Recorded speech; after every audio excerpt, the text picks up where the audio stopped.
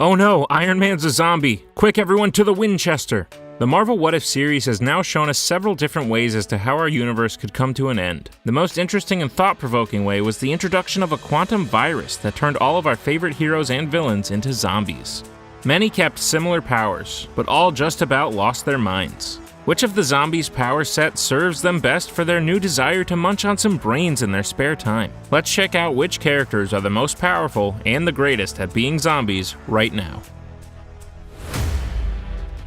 Hank Pym was the first person to be infected by Patient Zero and his longtime wife Janet Van Dyne. Even after being infected, he still has the mental awareness to exit the quantum realm with his wife. That's infecting the entire population. As Hank's mind goes, so goes his power. After a life of using the Ant-Man suit to the point where he is truly unable to, he has little fighting ability left, other than his intelligence. Therefore, while he is an original hero and a force behind the MCU, it's likely that Hank as a zombie becomes just another face in the zombie crowd.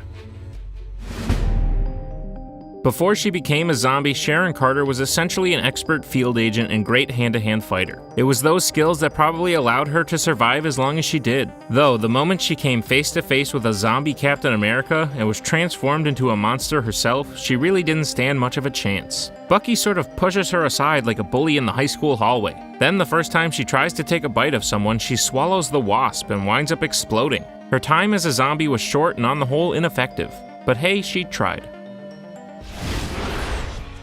You've got to love Happy Hogan. He definitely aligned with the right people and was able to outlast characters like Doctor Strange, Falcon, and Iron Man. But the second he was separated, he did not last very long in the zombie apocalypse. Then, even as a zombie, his time was even shorter. Even Zombie Happy with an Iron Man repulsor was taken out by the greatest "why are you hitting yourself" move ever seen. His zombie still shouts blam when he fires the repulsor. We love you, big guy, but Happy as a zombie is extremely ineffective. Janet is the OG, Patient Zero if you will. She is the one who contracted the quantum virus and along with Hank Pym brought it to the real world. In the normal timeline, when she came back successfully, Janet had acquired some new powers in the quantum realm. However, they do not seem like the kind of powers that a zombie would find use for. Back in the day, Janet was one of Earth's original heroes, fighting right alongside her husband Hank.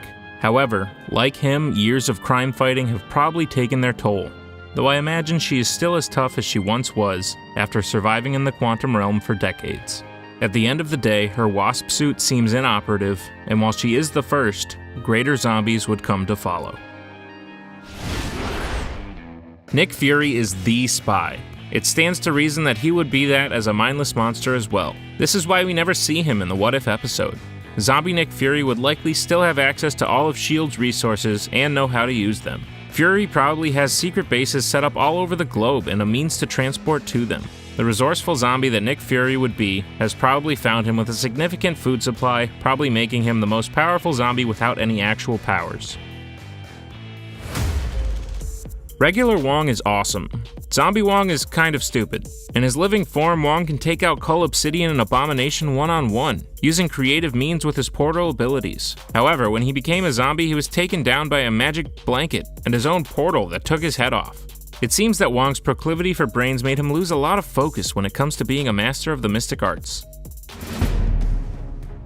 While Captain America only appeared briefly, showing he still has the ability to infiltrate places, sneaking onto the train without being noticed until it was too late, he met a very gruesome fate. As a zombie, Cap still would have his incredible strength and fighting capabilities, just with a lot less of the red, white, and star-spangled Boy Scout attitude we've come to know and love. If you want an example of how being turned into a zombie makes you lose your mind, just look at what happened to Steve Rogers. He still knows how to use his shield, and yet he threw it at the one guy who has already caught it before in the past, and that was Steve's undoing. He was able to turn Sharon Carter, but all it took was one precise throw from Bucky to split Cap in half. Becoming a zombie makes a lot of characters lose their greatest weapon, their mind. That is certainly the case when talking about the great Tony Stark. Tony was always able to invent himself out of any problem, but needless to say his zombie form will be unable to do that. Luckily, Zombie Iron Man is still equipped with the nanotech suit worn by Tony in Avengers Infinity War. However, he leaves a glaring weakness, as he needs to keep his helmet off in order to enjoy his meal, leaving his zombie head ripe for the smashing. Tony was able to take down Cull Obsidian and Ebony Maw, but in the end, Zombie Tony was done in by a swarm of ants. Sam Wilson has a certain grace and ability to fly that other characters just can't seem to match. His falcon wings almost seem like a part of him, and he has been flying since he was a young child. Those characteristics definitely carry over to Sam when he becomes the zombie version of the Falcon. We only see him for a short time, and Okoye really wrecks him, but the weaponry that Sam possessed when he got infected by the virus definitely enables him to be a better zombie. Covering long distances in a short amount of time is definitely a benefit to finding your next meal as a member of the undead. So while Sam doesn't last long, he definitely has some skills that make him a powerful zombie. James Rhodes was nowhere to be found in the What If Zombies episode, but given that he was not with the surviving Avengers, he is most likely out in the world as a mindless monster somewhere. Rhodey in his War Machine armor would make a pretty effective zombie, given that he can fly and has a multitude of weapons to disable any living creatures to eat. His suit is equipped with repulsors and a sonic cannon that are each able to stun his prey, allowing him for easy access to his next snack. Cull Obsidian is the muscle of Thanos' Black Order. He took on the Hulkbuster in a one-on-one fight and is a strong ally in the field of battle. He seems to not be the brains of the Black Order operation, meaning that when his mind goes as a zombie and his savagery takes fully over, he likely is an effective monster. Unfortunately, thanks to Hope and her nearly magic swarm of ants, we did not get to see Cull Obsidian reach his full zombie potential. The zombie version of Doctor Strange still had access to his powers as well as the Time Stone. He seemed to have lost some creativity as he basically only used his sling ring and completely ignores the Time Stone. This either means that losing his mind made him forget about his ability to alter time, or somehow even the zombie Strange felt a responsibility to keep the fabric of space-time intact. This would be rather odd considering Strange's moral code now includes eating people. He is part of the team that takes out Cull Obsidian and Ebony Maw, but is taken out rather quickly by the Wasp's swarm. Hawkeye was a surprisingly tactical zombie. Some of his shield training clearly carried over when Clint Barton was infected by the virus. Though there was likely little of Clint left, he still knew to hide in dark corners and used his grappling arrows to pull his prey to him. He was still a master shot with a bow even though his eyes seemed like they were slightly falling out of his head. Clint was never the strongest hero to begin with, but he seems to have handled being a zombie better than most. With his arrow arsenal still intact, and clearly some capacity for thinking, the zombie version of Hawkeye was extremely effective until he was ganged up on by the rest of the survivors. It seems T'Challa never actually fell victim to the dystopian virus, but he was nearly dinner for the Vision's zombie bride. While he, along with Peter Parker and the head of Scott Lang, seemed to be the last remaining survivors, what would have happened if T'Challa had also become zombified? The Black Panther himself would make an excellent zombie. He basically has all the strength and speed of zombie Captain America, but is way less exposed with his vibranium weave suit. This means that likely his head would be exposed so that he could chow down, but every other part of his body would make him a difficult zombie to take down. It seemed that Bruce Banner was one of the most likely characters to survive the zombie apocalypse due to his often impenetrable skin. However, we have already seen in another What If episode that Hank Pym was able to breach Bruce's skin when he was in his human form. The last we see Bruce, he makes a final charge at a horde of zombies and the Scarlet Witch in order to bring the Hulk out. Before his transformation, it's very possible that a zombie could have successfully passed on the virus. This means that we just missed out on Zombie Hulk, who would be a very strong undead minion. The Hulk was already essentially a mindless monster who actually bit several of his enemies, so becoming a zombie really wouldn't change a whole lot. The Guardians of the Galaxy were nowhere to be found in the What If Marvel Zombies episode. However, based on their path in Infinity War, it's likely that some of them could have arrived on Earth to meet with the zombie Thanos. Together, Peter Quill, Drax, Gamora, Rocket, and maybe even Groot, I'm not sure if trees can become zombies, but I've never seen anywhere saying they can't, would make an incredibly powerful zombie team. The skill sets of Groot along with the tactical knowledge of Rocket combined with the pure strength and fighting ability of Drax and Gamora, plus maybe zombie Peter still likes to crack a joke every now and then, make for one unstoppable force. While we didn't see it play out, it is definitely interesting to wonder what would have happened if the Guardians had also fallen victim to the zombie virus. The Ebony Maw is perhaps one of the most underrated sorcerers in the MCU. He truly is a scientific genius and master of the mystic arts. He was one of the first beings we see make the transformation from living to zombie in the Marvel What If episode. After the quick turn, the Ebony Maw was seconds away from turning Bruce Banner into an afternoon snack. He mostly uses his magic as a form of telekinesis, and using that he can literally serve up the living on a silver platter. If it was not for a deceptively powerful move by Hope, who by the way probably should have used the ant swarm a lot more, Ebony Maw could have become a zombie king. While Spider-Man was shown to be one of the few survivors when we left off with the What If zombies, the ending seems like his fate may have been sealed. Peter Parker, while a very effective zombie apocalypse survivor, likely would also have been a great zombie. Peter has enhanced strength and ability to move across great distances very quickly with his web shooters, and can also use those to literally reel in his prey like he was going fishing. Zombie Peter would lose his childlike innocence that often keeps him grounded as a hero, and could very well be one of the most effective zombies of them all.